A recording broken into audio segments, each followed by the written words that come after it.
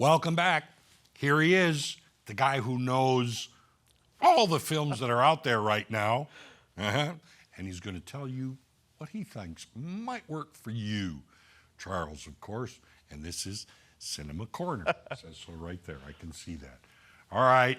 I'm gonna guess I know probably the first movie you're gonna talk about because it's one that everybody's talking about. I would imagine so, yep. So, first up, the one and only Superman. Of course. So this is actually the first film in the new DCU brought to us by James Gunn. Well, that's a name that's been linked to, yeah. Many good films from James Gunn. So it's honestly an amazing start to this new universe. So in this one, it's the first of the chapter 1, which is titled Gods and Monsters for the DC. So like Marvel has sagas, we have chapters for the new DCU. All right. So in this one, Superman must prove to the world that he is their protector after lovely billionaire Lex Luthor conducts a plan to turn the public opinion against him. Lousy Luthor. You're right. So taking on our man with the S on his chest, even though it's not technically an S, is David Cornsweet. Lois Lane is Rachel Brosnahan. Okay. And then Nicholas Hoult is our Lex Luthor. So already a great cast. Yeah. And then we get into our other characters. We have Eddie Gathegi, who plays Mr. Terrific, Nathan Fillion, who plays Guy Gardner, who is a Green Lantern, Great, yeah. Isabella Merced, who plays Hawkgirl, and then we have Isabella Merced, Skylar Gisondo, as Jimmy, Anthony Kerrigan, Maria Gabriela de Feria. A really great cast, really big cast. We introduced a lot of characters in this first one. Yeah, which sounds like it. Yeah. So we all know the crazy history probably of DC and Warner Brothers. If you even look at the Wikipedia page for this film, it's crazy to see all the things that went through. They wanted a Man of Steel sequel after the first one came out in like 2017. And then it's just Henry Cavill was really wanting to cling to that Superman role for as long as possible. They actually even offered James Gunn to direct a Superman film back in like 2018. He was like, I don't really have a vision for this character, so he didn't want to do it yet. So it took him a while to figure out that vision he wanted, and then he was like, if I get offered that again, I have my vision for the character. Okay, I have to respect that because a lot of people would go, Superman, easy paycheck. Exactly, Go. right? Because everybody's gonna go see a Superman film. Yeah. You know, even if you aren't too thrilled about it, you're gonna go see what it's about. Well, Superman's kind of the bedrock of all of them. Yeah. If you ask somebody what's one superhero you at least 100% know, Superman's probably your number one. More than likely. So, Nicholas Hoult actually auditioned for our Clark Kent, Did he? but he was given Lex Luthor instead. So, Okay. a lot of people online have been like, what better person to play Lex Luthor than somebody that was trying to be Superman? You know? Not a bad thought. Exactly. So like I said, there's a wide variety of characters introduced. And Gunn actually wanted to explore Clark Kent's interactions with his coworkers, and then also Superman's interaction with other superheroes and how those groups impact the character's values. Okay. Which I think definitely helped the film. You know, we're not starting out in the origin story of Superman. Oh, he crashed in Kansas after Krypton exploded. He was raised here. He's just now getting to Metropolis. Everybody knows that story. Yes. And so this starts off 3 years after he announces himself as Superman to the world. So he has a little bit of establishment right there. And it definitely feels like the world is already established. Yes, this is the first film in the Gunn DCU, but it feels so natural already. I had read somewhere where it takes place right after his first defeat as Superman. So the film opens up basically on the first defeat. Okay. Yeah. All right. So he is obviously established. Yes, he is established in the universe. All of the other heroes that we really meet are established in the universe. Our Green Lantern, Hawkgirl, and Mr. Terrific, they're the first members of the Justice Gang, is what they're called so far in the film. Okay, Yes. not League. Not League yet, no, the Justice Gang. They're still workshopping the name in the film. So on top of all these... I love that. Right. Still We're still workshopping, you know. In progress. Some people might not be a big Right fan now of that you're name. super guy. We'll see how you go. Right. So on top of all these amazing characters we already have, there are some fun cameos sprinkled in as well. Not like a ton, but a few small ones that people are going to enjoy. Okay. Now, I reserve my 5 out of 5 stars on Letterboxd for I don't give it out very often, but I did give this film a 5 out of 5. It actually made me feel like the hope of that Superman's supposed to represent, you know? Lex Luthor is honestly, anymore, we have these villains that have a redemption arc. They're not actually fully evil. Then they come back and they're like, team up with the superhero. Lex Luthor is a truly evil man and stays that way the entire time, which as it should be for Lex Luthor in my opinion. Well, yeah, he wasn't a good guy. No, not at all. And Holt plays him perfectly. I was a little skeptical with his casting when we first got that announcement and the trailers. I was like, he just doesn't feel like he fits very well as Lex Luthor. But as you watch him, he's a perfect Lex in my opinion. All right, sounds good. The CGI, top notch as well. Yeah. We have Crypto in here. Crypto looks great. I thought that seeing those on the promos and things like that, it's like, oh, they have Crypto, because that was part of Superman when I grew up. And I mean, I could be Superboy than Superman. Right. But And I could be wrong, but I think this is the first live action Crypto that we've gotten. I don't recall another one before. I don't either. So another little bit of change is like the Kents, Ma and Pa Kent. They're still alive. Oh. And I would go to bat and die for these characters. They're not in the film a whole bunch, but they just honestly, I was like, they just feel like my grandparents. Loved them. Okay. And they're actually not like big well-known actors or anything. They're pretty new.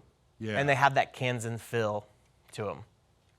Well, that kind of changes a little bit of, I guess, the canon with Pa Kent dying before Superman is out in the world. Yeah. So, okay, this is a little different. Yeah, a little different, but it doesn't deteriorate from the story or anything. Yeah.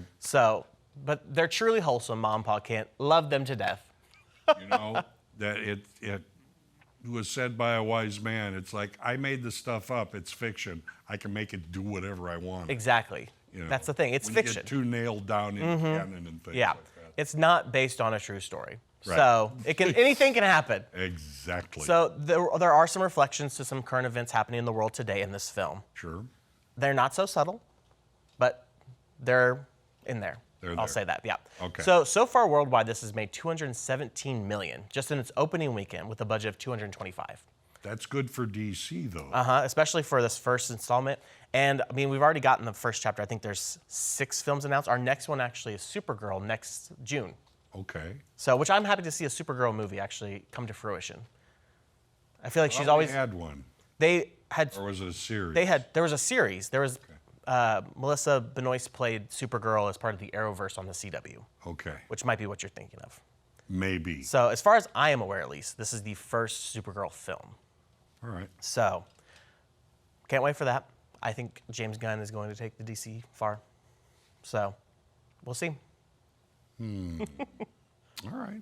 That sounds good. Right. I mean, James Gunn has done it before. I mean, with other, right? The Guardians. Heroes. Yeah. He took heroes that nobody ever really knew about. Is he the one who really was like a B movie director and then got pulled into these things? You know, I haven't really looked into his history of things on how he really started. I may be thinking of another director that's out there right now. I mean, he's done the 3 Guardians movies. Yeah. He's done the second Suicide Squad film Yeah. as well. So, I mean, he knows heroes, you know. And if you watch this film, you can tell the amount of thought and research he did into the film because there's a lot of cameos, even just in the scenes that are in the DC universe that are thought out.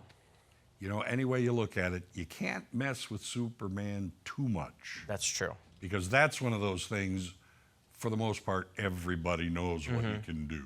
That is true. Okay. That's true. Okay, so now moving out of theaters, we're going to talk just about streaming for a second. All right. So this is one that I had no clue was coming out until I saw a post from Tyler Perry on Friday night. Okay. There's a new Madea movie out. Oh. So. Well, thank goodness. I know, right? Didn't you need the 13th film in the Madea cinematic universe? There were a lot of questions that had gone unanswered in the last episode of whatever it was. Right? I mean, you didn't know there was a second MCU, did you? The Madea cinematic universe. I was not aware of Right. So this is Medea's Destination Wedding. And it is PG-13, so it is family friendly.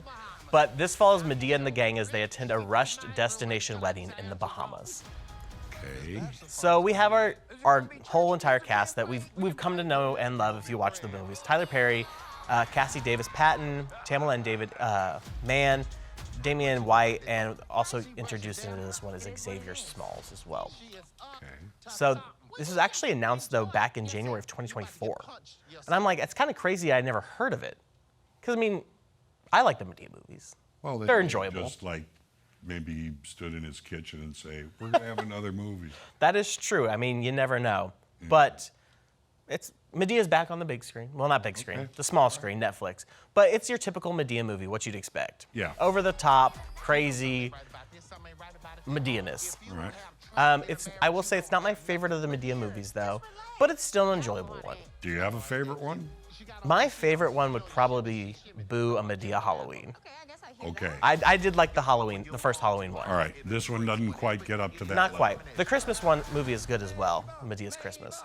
But like I said, still enjoyable. This is actually the first time that they used digital technology to remove Tyler Perry's beard and put Medea's and Joe's face on instead of actual makeup and prosthetics, though. So he didn't have to work as hard. Right, exactly. So this is streaming on Netflix now. If you're a Madea fan and you want to check it out, it's there. All right. Now, switching to something that comes out a little later in the month. This is Oh Hi, an R-rated rom-com. So this centers on a new couple who goes on a weekend road trip that takes an unexpected turn. I know. Is it a coming of age anything? No, I wouldn't say it's Thank coming of age at goodness. all.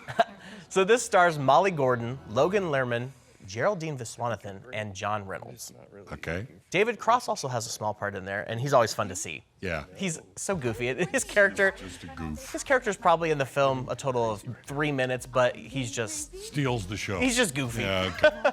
So this is actually written, directed, and produced by Sophie Brooks, and this is her second feature film. Her first was 2017's The Boy Downstairs. And for a second feature film, I think she did really good. This was a super fun, enjoyable movie. I would call it a good popcorn movie, or even a good date night when Yeah. Love the cast. I think Gordon and Lerman really shine and have great chemistry together. There's some good laughs. It's fun to always go to the theater and hear the audience laughing. Yes. I agree. Instead of being at home just laughing to yourself. I agree. When the audience is laughing, it's actually funny. Even if you just have one other person there who laughs, it's, oh yeah, okay. That's Exactly.